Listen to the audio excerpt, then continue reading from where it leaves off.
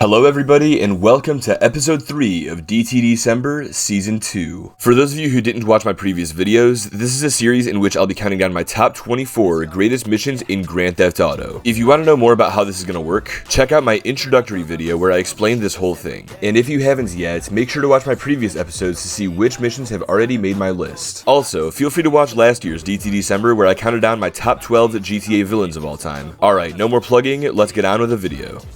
So I'm praying on my knees, cause I'm begging Santa brought me what I wanted, Santa please.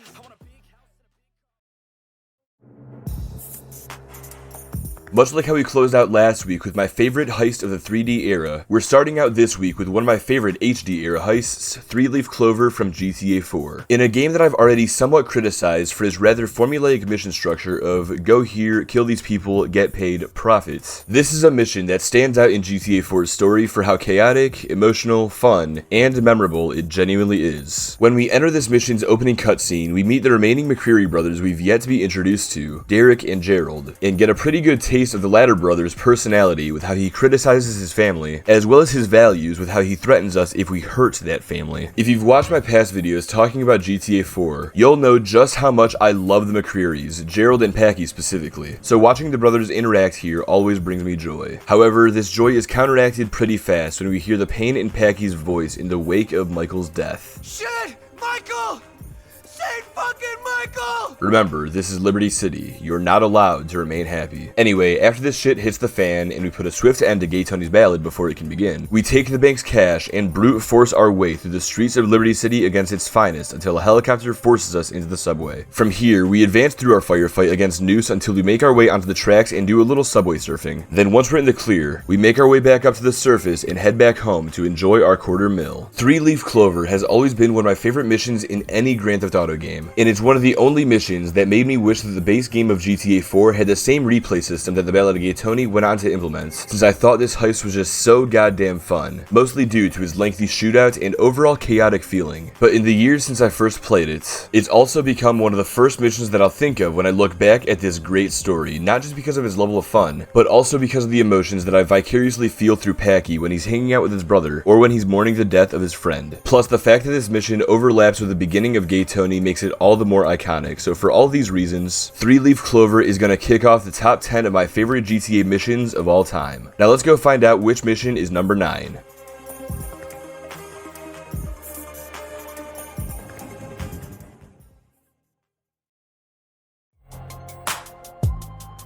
I'm not crying, you're crying. God damn it, why do we have to revisit this one? The emotions I'm now feeling just thinking about the green saber from San Andreas should tell you exactly why I'm placing this mission here. But in case you still don't get it, let me break it down for you. God damn it, PTSD's kicking in. After spending the entire first arc of this game becoming acquainted with its main character and the friendships he's reformed with the people he knew before it starts, characters like Sweet, Ryder, and Big Smoke, and after simultaneously restoring our old gang to the former glory that CJ had left it, and then building it into a greater force than it's ever been before, and now that we're on the cusp of taking over Los Santos with the friends that we've come to know and love, we learn that it's all been one big setup, and that Ryder and Smoke have stabbed us in the back. In this mission, it's revealed to the player that these two have been working with Officer Tenpenny and his goons for who knows how long. Well, apparently long enough to be associated with the same car that was used in the drive-by where CJ's mom was killed, the motherfucking Green Saber. When I first played this mission as a kid, I was heartbroken to know that these characters I'd become so close with had betrayed me, and to be honest, even 20 years later, this mission still gives me trust issues. But what's really shitty is the fact that we don't even get much time to process this unthinkable act, since CJ quickly realizes that his brother has been lured into a trap, and when we arrive to save him, we find him mortally wounded. It's here that we're given the opportunity to let our emotions out on these punk-ass ballas. At least until the cops arrive, which leads us to Tenpenny dumping us out into the countryside with the knowledge that we'll be stuck doing his dirty work from now on. Undoubtedly, this right here is the emotional climax of San Andreas' roller coaster of a story. While the mission's gameplay isn't all too groundbreaking, its context to the plot is earth-shattering, since it's here that we learn that this story is much darker than we've been led to believe thus far. I already warned you guys that I was going to be biased in my rankings since I'm a huge mark for San Andreas, but at least in my opinion, this may be the most iconic mission in the entire Grand Theft Auto series just for its implications alone. Because of this, the Green Saber will comfortably earn this spot on my list. And since Tenpenny won't let me take my anger out on Big Smoke right now, I'm gonna let this next mission help me blow off some steam.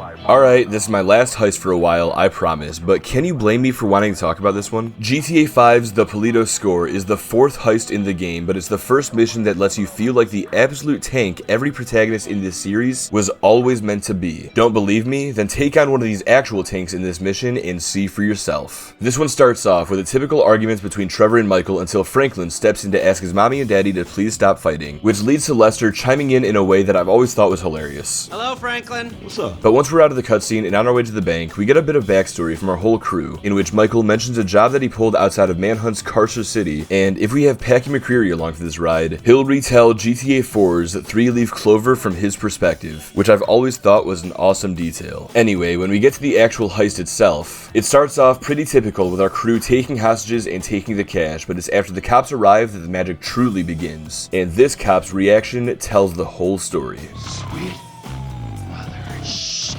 This of course leads us into a ballistic shootout against the best that Blaine County has to offer, which apparently includes the National fucking Guard. I mean, honestly though, makes sense considering we're basically committing terrorism right now. Oh, and if that weren't enough, we even get to play with a little bulldozer while being targeted by the authorities for being black. Then once we fought our way through Polito Bay, we end up taking a damn train that all the cops had to do was follow and make our escape. In a game that learned from its predecessor by including various missions that are mostly unique from each other, this one stands out for being a pure and unadulterated power fantasy, which is something that I can always get behind in a video game. In this mission, you truly feel like an unstoppable killing machine, and the fact that you're flanked by 2 other killing machines makes you feel like you could straight up take over the entire damn state if you really wanted to. Then add in those little comical moments sprinkled throughout this mission, as well as the couple of references to Rockstar Games' past titles, and you've got yourself yet another banger of a mission that has earned its placement on our list. Seriously, what could beat this one? Well, let's find out.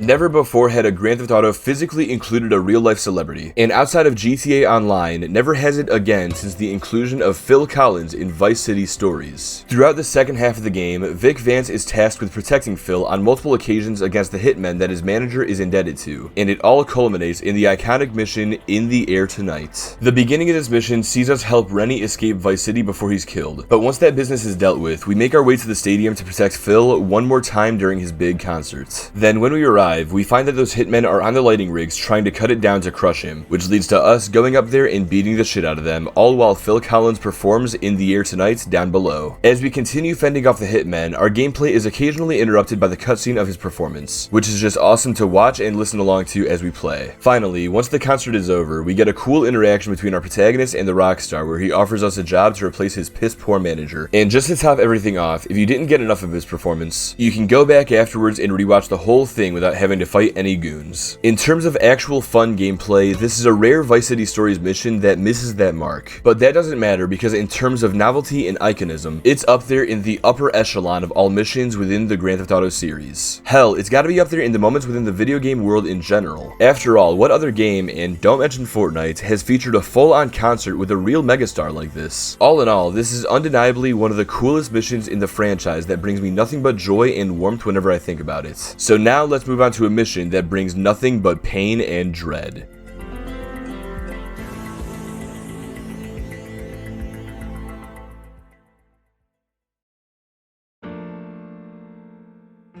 Well, if you watched the last episode, you'll know that I already gave GTA 3 credit for having a mission with a unique concept that was actually pretty fun. So now, let me give it credit for a different unique mission that has brought nothing but horror to its players, the notorious Espresso to Go. Do you hear that? That's the sound of agony screeching out of thousands of players born from the memories of trying to complete this mission in the days before the modern internet. Isn't it just beautiful? Alright, on a serious note, Espresso to Go is a mission that's infamous for its brutal difficulty. Let's break it down. So when you first start this one, you're tasked with driving across town to destroy an unknown number of these drug stands. But the first problem you'll face is that only one is marked on your map, and after you approach it and then destroy it, a timer will begin with less than 8 minutes on it. The next problem arises when you realize that the other drug stands haven't popped up on your map yet. This means you've got just a few minutes to drive around the map and find these stands, since they only appear on your radar once you're near them. Oh, and to make matters worse, there are some on the other islands too, including the one that's almost entirely hostile at this point in the story. But again, you don't know how many are over there there or anywhere else, because that would make this mission too easy. Instead, you just gotta drive around blindly, hoping that you can find and destroy all the drug stands before the time runs out. And yeah, that's the whole mission. Nothing but monotony and artificial difficulty for the sake of being arbitrary, because that's fun, I guess. That's how this mission is usually played at first, at least. After you've played through it a few times, or if you look through a few guides online, you'll eventually conclude that the more ideal way of completing this mission is to drive around until you find every drug stand, and then start destroying them since the timer doesn't begin until you take one out. Additionally, you might use the Bulletproof Patriot you unlocked after an earlier mission to make this one easier too, since it makes traversing Portland a much safer endeavor. If you follow these guides, Espresso to Go winds up being a piece of cake, but honestly, this has always felt like less of a strategy and more of an exploitation of Rockstar's oversights when designing this mission. And if you have to use loopholes like this to avoid doing a mission the proper way, since that way isn't even fun to begin with, well then that's something that I chalk up as bad game design. So why the fuck then am I ranking this mission so highly if I think so lowly of it? Well, for the same reason that I gave other missions like Supply Lines, Boomshine Blowout, and Wasat their placements. Because when I think of GTA 3, I think of this dreadful mission and the memories that I and many other players have formed from it. And that right there is something that no amount of bad game design can erase.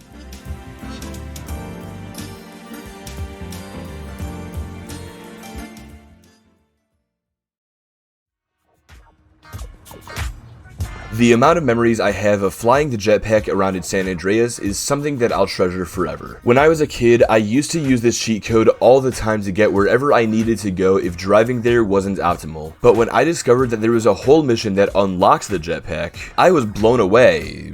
For some reason. No longer would I need to put in cheats to use my favorite toy, because now I'd be able to go all the way out to the secluded desert across the map to pick it up legitimately. Hell fucking yeah. Oh yeah, as for this mission itself, well, you can't go wrong with a good old-fashioned military base raid, and Black Project from San Andreas certainly fails to disappoint in this regard. When we're dropped off just outside of Area 69 by the Truth, fucking hippie asshole by the way, we're given the objective of stealthily infiltrating the base as if it were September 20th. Thankfully, things go a lot smoother for CJ than they did for the Naruto runners, since we managed to break into the facility completely detected. Not undetected, since it's damn near impossible to successfully stealth this mission in my experience, but nevertheless. Once we're inside, we shoot our way through a large number of soldiers while coming across various Easter eggs, until we eventually reach the legendary jetpack and casually fly the thing home. God, the military in GTA really just sucks, don't it? Alright, so this mission itself doesn't unlock the jetpack, rather the one immediately following Black Project does. But regardless of that fact, I have to specifically give props to this mission for its fun and memorable raid on the military base that we shockingly don't get to do as often as you'd think in Grand Theft Auto. No, really, the only other missions that involve this kind of concept are Over the Top in Vice City Stories, and the optional Cargo Bob heist setup in GTA 5. Apart from that, there's no other military base raid in GTA, or at least to my knowledge. So considering San Andreas took that fun idea and created the best version of it in the series, I've gotta give it a high place on my list. Now then, staying on topic of fighting the military, let's go steal a tank.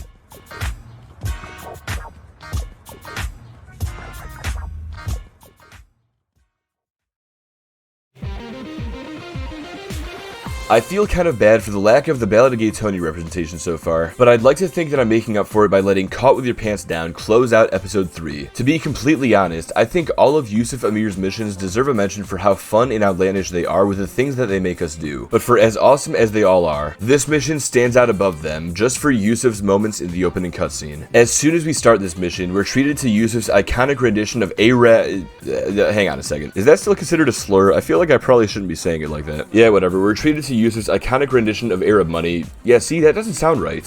Fuck it, it's Christmas season. I'm sure my brown brothers will forgive me. We're treated to Yusuf's iconic rendition of Arab Money while he forces an unenthused prostitute to dance with him. We got Arab money. Come on, baby. We got Arab money. That is until his incredibly disappointed father walks in on him to begin this very awkward encounter. But after Yusuf shoos us out of the building, he meets back up with us in the center of Star Junction the way that only he can to pick us up in his helicopter, which we use to intercept another chopper carrying a motherfucking noose tank. Once we're in range, we have to shoot down the tank and hijack it, which of course triggers a police response. Thankfully though, we're in a motherfucking noose tank, so we're able to make short work of them until there's basically no cops left in Liberty City to pursue us. At which point, we bring the thing back to Yusuf to add to his collection. If I didn't make it clear enough in the Polito score, I always love a good power fantasy, and this mission definitely provides me with one since the APC is, for all intents and purposes, unstoppable. Of course, tanks in GTA have always been one of the funnest vehicles to use because of how powerful they've always been. But what sets GTA 4's APC apart from the others is that automatic explosive cannon perched on its roof. Seriously, nothing else in this game can come close to matching the brute force this thing can administer, save for the buzzard. So to get free reign to use this big bastard in a mission, it's gonna make that mission an all-timer. Then when you factor in the opening cutscene with all of Yusuf's degeneracy, well, I guess the placement of 4th greatest mission of all time speaks for itself, don't it?